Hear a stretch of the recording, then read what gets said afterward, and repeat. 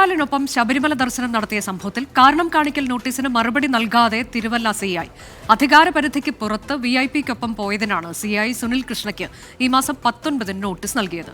A V Jaishankar വിശദാംശങ്ങളുമായി. ജയശങ്കർ, ദിവസം ഇത്ര കഴിഞ്ഞിട്ടും ഇദ്ദേഹം എന്തുകൊണ്ടാണ് മറുപടി നൽകാത്തത്? അങ്ങനെയെങ്കിൽ നടപടികളിലേക്ക് കടക്കേണ്ടി വരില്ലേ ഉദ്യോഗസ്ഥന്?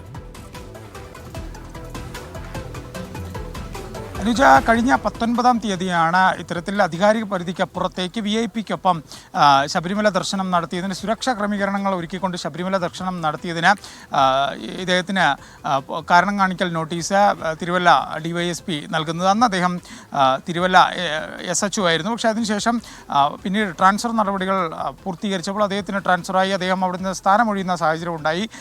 എന്തായാലും ഈ ഔദ്യോഗികമായ സ്ഥലമാറ്റവുമായി ബന്ധപ്പെട്ട ഔദ്യോഗിക തിരക്കുകൾ ഉള്ളതിനാലാണ് ഇത്തരത്തിൽ മറുപടി നൽകാത്തതെന്നാണ് ഇതുമായി ബന്ധപ്പെട്ട് നിലവിൽ ലഭ്യമാവുന്ന വിശദീകരണം.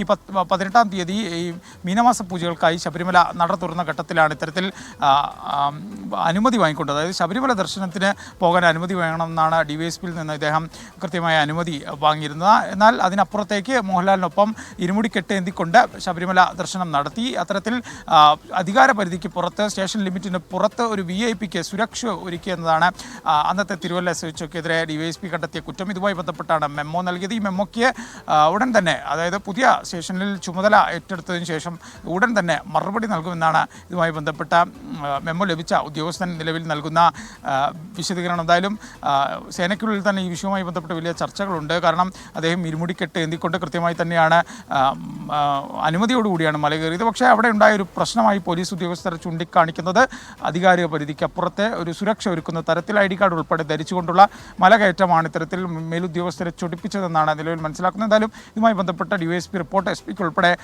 നൽകിയതായാണ് നമ്മൾ മനസ്സിലാക്കുന്നത്.